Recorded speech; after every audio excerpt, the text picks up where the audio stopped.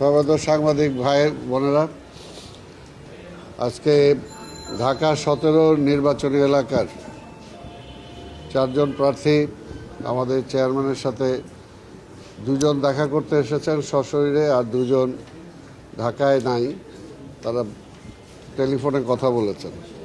তো তাদের অভিব্যক্তি তারাই ঘোষণা করবেন। আমি প্রথমেই আমাদের ইসের পক্ষ থেকে বিএনএফের চেয়ারম্যান প্রেসিডেন্ট জনাব এস.এম. আবুল কালাম আজাদ, উনি কিছু বলবেন। প্রিয় সাংবাদিক বন্ধুগণ, আপনারা জানেন আমি এই আসনের সাবেক সংসদ সদস্য। 2014 থেকে 2018 পর্যন্ত এই এলাকায় কাজ করেছি। আমি সেই কাজের ফেরস্তি দিতে চাই না, তবে যিনি নির্বাচিত হবেন জনাব তারেক রহমান, তিনি দেখবেন 2014 থেকে 2018 পর্যন্ত কি কাজ হয়েছে। আমি আপনাদের একটা বিষয় বলতে চাই, এই পর্যায়ে এসে আমি বাংলাদেশ জাতীয়তাবাদী দলের প্রার্থী জনাব তারেক রহমানকে কেন সমর্থন করলাম, এর একটি মাত্র রাজনৈতিক কারণ, সেটি হচ্ছে এই দেশপ্রেমিক জাতীয়তাবাদী শক্তিকে এই মুহূর্তে নির্বাচনে জয়লাভ করাতেই হবে। কারণ আমাদের দেশের যে সাম্প্রদায়িক শক্তি, 71-এর যে শক্তি, তারা এখন মাথাছাড়া দিয়ে উঠছে। নানা রকমের চিন্তাভাবনা নিয়ে তারা বাংলাদেশে একটা অরাজক পরিস্থিতি তৈরি করতে চায়। তারা ফিরে যেতে চায় 54 বছর আগে। তারা তাদের ইশতেহারও বলেছে 54 বছরের দেশে কিছু হয় নাই। তার মানে কি 71-এ হয়েছে? তো 71-এ কি হয়েছিল? 71-এ আমি একজন মুক্তিযোদ্ধা হিসেবে কালুঘাট যুদ্ধে অংশগ্রহণ করেছিলাম জেনারেল শওকতের নেতৃত্বে। আমি পার্লামেন্টে বলেছি, মাননীয় স্পিকার, আপনারা বলেন জিয়াউর রহমান যুদ্ধ করে নাই, পাকিস্তানের চর ছিল। আমি প্রশ্ন করেছিলাম, জিয়াউর রহমানকে বীরত্তম উপাধি কে দিয়েছে? মৌলানা ভাসানী দিয়েছে? না। বিএনপি দিয়েছে? না। বঙ্গবন্ধু মুজিব দিয়েছিলেন। আপনারা কেন তাকে পাকিস্তানের চর বলেন? আমি 3 বীরত্তমের সাথে যুদ্ধ করেছি, জেনারেল শওকত, জেনারেল জিয়া এবং আমার সামনে মাননীয় সংসদ সদস্য মেজর রফিকুল ইসলাম বীরুত্তম। পার্লামেন্টে এই বক্তব্য আমি রেখেছিলাম। আজকে আমি বলি, দেশে এখন সেই অবস্থা চলে আসছে, আমরা যেন 71-এর আগে ফেরত না যাই। আমরা ফেরত যেতে চাই না। আমাদের ভুল ত্রুটি আছে, আমাদের সংশোধন করেই আমাদের দেশ মাতা বাংলাদেশকে আমাদের বাঁচাতে হবে। বাংলাদেশের স্বাধীনতা সার্বভৌমত্ব সুরক্ষিত করতে হবে। আমরা ওই তারেক রহমান সাহেব একটা স্লোগান দেন, পিন্ডি নয়, ঢাকা নয়, এদেশ আমার দিল্লি নয়, এদেশ আমার বাংলাদেশ। আমি বলি, অমুকপন্থী তমুকপন্থী বাদ দিয়ে আমাদেরকে বাংলাদেশপন্থী হতে হবে। আসুন আমরা বাংলাদেশি জাতীয়তাবাদ, দেশের গণতন্ত্র এবং সাংবিধানিক শাসনকে অব্যাহত রাখার জন্য দেশপ্রেমিক জাতীয়তাবাদী গণতান্ত্রিক শক্তিকে ঐক্যবদ্ধ করি। ঢাকা 17 আসনের জনগণ, গত কয়দিন আমি যেভাবে মানুষের সাথে মিশেছি, আমি পরিষ্কার উপলব্ধি করেছি যে আমার যে ভোট, সে ভোট বিভক্ত করবে এবং সেটা জাতীয়তাবাদী শক্তির ভোটকেই বিভক্ত করবে। এই আশঙ্কা থেকেই এবং আমার দেশপ্রেমিক জাতীয়তাবাদী চেতনা থেকেই আমি জনাব তারেক রহমানকে সমর্থন দিতে এসেছি।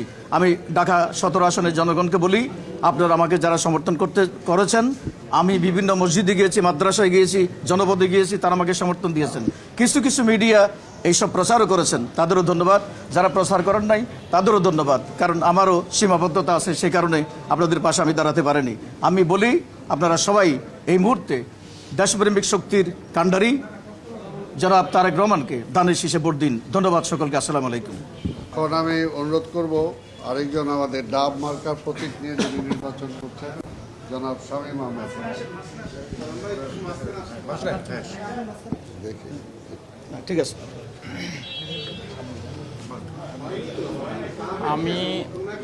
আমি ডাব মার্কা নিয়ে ঢাকা 17 আসনে প্রতিদ্বন্দ্বিতা করছি। একটু চেপে দেয়।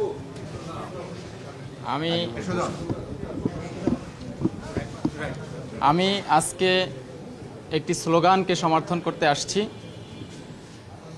সেই স্লোগান হচ্ছে সবার আগে বাংলাদেশ। আমি আমার অতীতে আমার একজন প্রতিদ্বন্দ্বী প্রার্থী বা আমাদের ভাই যত কথা বলেছেন, ওই কথাগুলোকেই সমর্থন করেছি। অতএব এতে করে আমার কথা সংক্ষিপ্ত হবে। আমি বিএনপির সবার আগে বাংলাদেশ স্লোগানকে সমর্থন করতে এসে আমি 17 আসনের আমাকে যারা সমর্থন করেছেন, ভোট দেওয়ার অঙ্গীকার করেছেন, তাদের উদ্দেশ্যে আপনাদের মাধ্যমে আহ্বান জানাই, যারা আমাকে ডাব মার্কায় ভোট দিতে চেয়েছেন, তারা ধানের শীষে ভোট দিলে আমাকে ভোট দেওয়া হবে। আমাকে ভোট দিলে বাংলাদেশ সুরক্ষিত থাকবে। এর বাইরে, ধানের শীষের বাইরে ভোট দিলে বাংলাদেশ সেই আমাদের স্বাধীনতার সার্বভৌমত্ব বিনষ্ট হওয়ার সম্ভাবনা আছে। কারণ আমরা দেশ বিরোধী কোনো শক্তিকে বাংলাদেশের ক্ষমতায় দেখতে চাই না। এতটুকুই।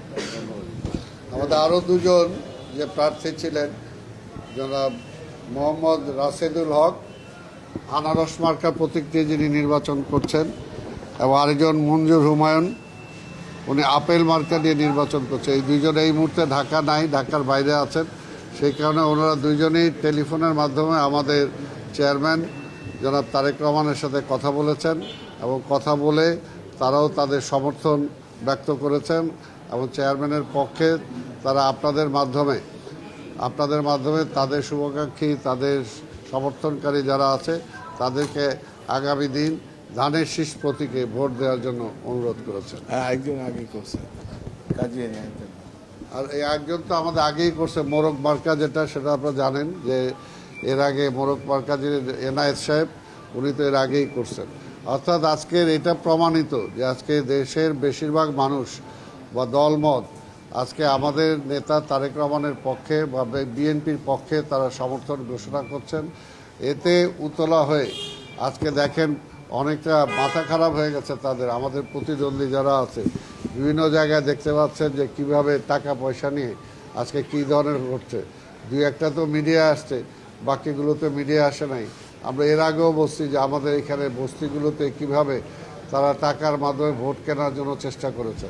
অর্থাৎ তাদের জনসমর্থন না থাকার কারণে তারা এখন অবৈধ পন্থা অবলম্বন করছে। কাজে নির্বাচন কমিশন এবং পুলিশকে বলবো এই সমস্ত বিষয়ে খেয়াল রাখতে, এবং নির্বাচন কমিশনকে বিশেষ করে বলবো যে কোনো অবস্থাতেই যাতে ভোট যেটা হবে সেটা যাতে, আমরা চাই সুষ্ঠু একটা ভোট হবে, নিরপেক্ষ ভোট যাতে মানুষ দিতে পারে, সেটার জন্য যা যা দরকার নির্বাচন কমিশন সেই ব্যবস্থা গ্রহণ করবে। কোনোভাবেই যাতে কোথাও কোনো অবৈধ কোনো কাজ না ঘটে এবং তারা একটা বিশৃঙ্খলা যাতে সৃষ্টি করতে না পারে, সেটার জন্য আমরা জনগণকে আহ্বান জানাবো এবং নির্বাচন কমিশনকে আহ্বান জানাবো, এবং আমাদের শৃঙ্খলা বাহিনী যারা আছেন তাদেরকেও আহ্বান জানাবো। ধন্যবাদ।